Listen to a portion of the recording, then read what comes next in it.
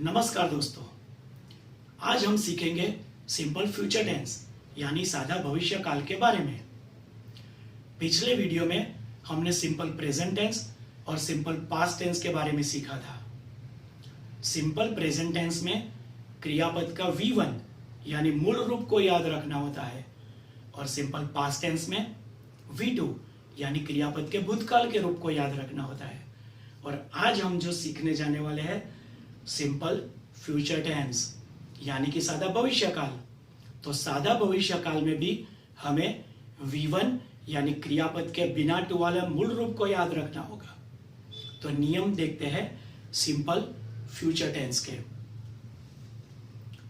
सादा भविष्य काल की वाक्य रचना अंग्रेजी में दर्शाने के लिए शैल या विल के साथ क्रियापद का बिना टू वाला मूल रूप आता है और वाक्य रचना बनेगी सब्जेक्ट प्लस शैल या विल प्लस V1 और ऑब्जेक्ट यानी कर्ता, उसके बाद शैल या विल, उसके बाद क्रियापद का बिना टू वाला मूल रूप और अंत में कर्म।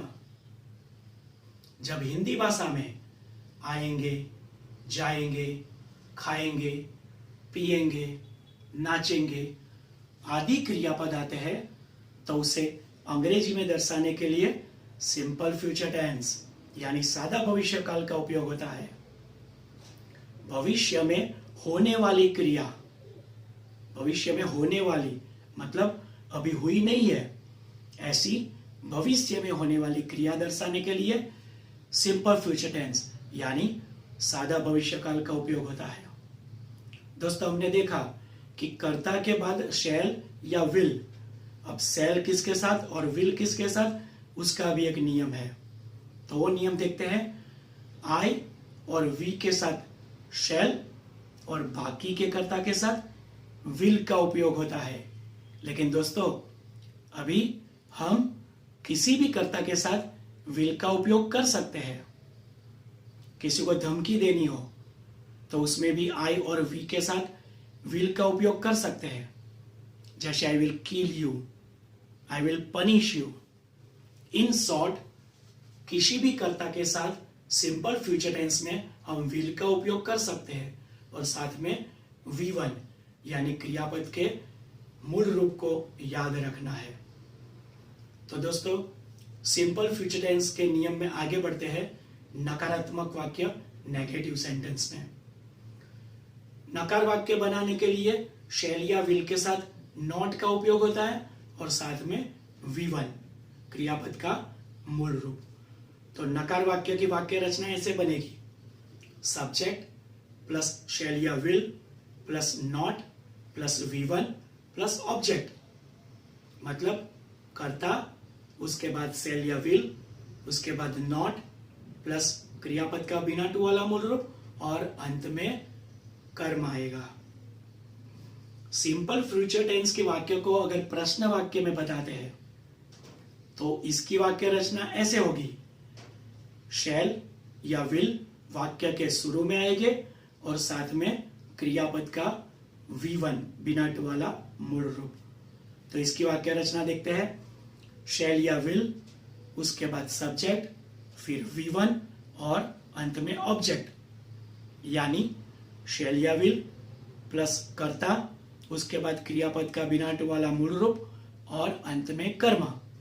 और प्रश्न वाक्य होने की वजह से वाक्य के अंत में आएगा प्रश्नार्थ चिन्ह। Tomorrow, next Sunday, next year, इसी प्रकार समय दर्शाने वाले कोई भी शब्द नेक्स्ट के बाद आते हैं तो ये भी सिंपल फ्यूचर टेंस दर्शाते हैं। The day after tomorrow, in future, ये सभी शब्द भी सादा भविष्य काल यानी सिंपल फ्यूचर टेंस दर्शाते हैं। तो दोस्तों, ये सब बात हुई सिंपल फ्यूचर टेंस के नियम की। अब हम सिंपल फ्यूचर टेंस के सभी नियमों को याद रखेंगे, उसको अच्छी तरह से ध्यान में रखकर सभी कर्ता के साथ सिंपल फ्यूचर टेंस के सकारात्मक वाक्य, नकारात्मक वाक्य और प्रश्न वाक्य को उदाहरण के साथ समझते हैं। जैसे एक एग्जाम्पल हम लेते हैं, आई will read a book. Read का अर्थ है पढ़ना, और जब रीड विल के साथ आता है तो इसका अर्थ होता है पढ़ेंगे या पढ़ूंगा।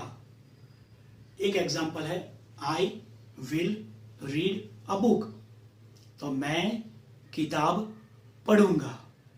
अब इस वाक्य को सभी कर्ता के साथ अगर लेते हैं तो I will read a book, we will read a book, you will read a book, he will read a book, she will read a book और they will read a book.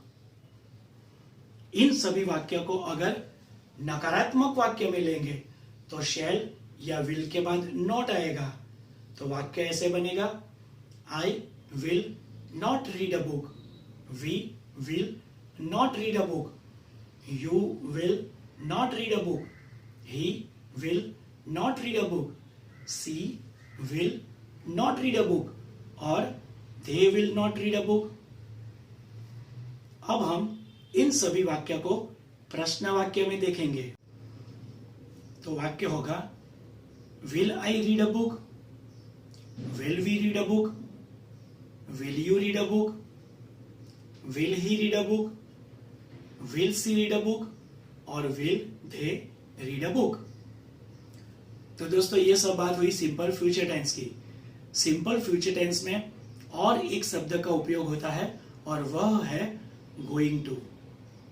शैल या विल के बदले जब going to का उपयोग होता है तो ये भी सिंपल फ्यूचर टेंस यानी सादा भविष्यकाल दर्शाता है। तो गोइंग टू की वाक्य रचना इस प्रकार से होगी, subject plus am is are. अब कर्ता के साथ एम इज आर किस तरह से होगा, जैसे I am, we are, you are, he is, she is और दे आर। तो इस प्रकार गोइंग टू की वाक्य रचना बनेगी, subject plus am is are plus going to plus V1 और ऑब्जेक्ट, यानी कर्ता, कर्ता के अनुसार एम इज आर, उसके बाद गोइंग टू, फिर क्रियापद का बिना टू वाला मूल रूप और अंत में कर्म आएगा। जैसे गोइंग टू वाले वाक्य को अगर एग्जाम्पल के रूप में हम देखेंगे तो वाक्य बनेगा, पहले हमने वाक्य लिया था कि आई विल रीड अ बुक, मैं किताब पढ़ूंगा, तो इसको गोइंग टू के रूप में अगर लेते हैं तो बनेगा I am going to read a book, we are going to read a book, you are going to read a book, he is going to read a book, she is going to read a book और they are going to read a book। इन सभी वाक्य को नकारात्मक वाक्य में लेते हैं तो वाक्य बनेगा, I am not going to read a book, we are not going to read a book, you are not going to read a book, he is not going to read a book, she is not going to read a book और they are not going to read a book। इन सभी वाक्य को प्रश्न वाक्य में लेते हैं तो वाक्य इस प्रकार से बनेगा, am I going to read a book, are we going to read a book, are you going to read a book, is he going to read a book, is she going to read a book और are they going to read a book. तो दोस्तों simple future tense के सभी नियम को हमने देख लिया और एग्जाम्पल के रूप में भी हमने सिंपल फ्यूचर टेंस को क्लियर कर दिया है। दोस्तों कुछ और एग्जाम्पल्स मैं आपको बताता हूं और इसके साथ सिंपल फ्यूचर टेंस को और क्लियर करते हैं। तो देखते हैं examples. I will go to Mumbai. Go मतलब जाना, लेकिन विल के साथ जब गो आता है तो इसका अर्थ होता है जाऊंगा। मतलब I will go to Mumbai, मैं मुंबई जाऊंगा। We will plan a tour, हम एक टूर यानी प्रवास का आयोजन करेंगे। You will buy a new watch, आप एक नई वॉच एक नई घड़ी खरीदोगे। They will enjoy the movie, वे मूवी की मजा लेंगे। Will he come to my house, क्या वह मेरे घर आएगा। She will not eat anything, वह कुछ भी नहीं खाएगी। अब गोइंग टू वाला एक एग्जांपल लेते हैं। Rishabh is going to play cricket, Rishabh cricket खेलने वाला है, खेलने वाला है, अभी खेला नहीं है, इन फ्यूचर भविष्य में खेलेगा, इसीलिए simple future tense. Next, the children are going to fly kites, बच्चे पतंग उड़ाएंगे। अब हम प्रश्न वाक्य देखते हैं। Are you going to buy a smart TV, क्या आप स्मार्ट टीवी खरीदने वाले हो। और इसी प्रकार एक लास्ट एग्जांपल देखते हैं।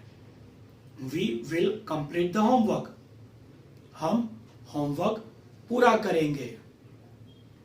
तो दोस्तों, ये सब बात हुई सिंपल फ्यूचर टेंस और उसके नियम उदाहरण के साथ। मैं उम्मीद रखता हूं कि आपको अच्छी तरह से सिंपल फ्यूचर टेंस दिमाग में आ गए होंगे, समझ में आ गया होगा, क्लियर हो गया होगा। नेक्स्ट वीडियो में बहुत ही जल्द मैं आपके साथ वापस आऊंगा। बाय।